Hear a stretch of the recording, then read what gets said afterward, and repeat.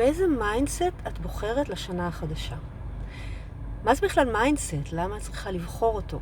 יש עכשיו כל כך הרבה הצעות ותוכניות וכל מיני אתגרים חינמיים לתכנן לך את השנה החדשה. מה את רוצה להוציא לשנה הזאת מההרגלים שלך? מה את רוצה להכניס לשנה הזאת? על מה את מוותרת? מה את יוזמת? הכל נכון וטוב ויפה, גם חזון וגם מטרות, אבל הכל מתחיל במיינדסט. כי ברגע שאת במיינדסט של וואי, עכשיו המציאות כל כך קשה והכל כל כך מפחיד, את בעצם בוחרת לך איזושהי דרך לשנה החדשה.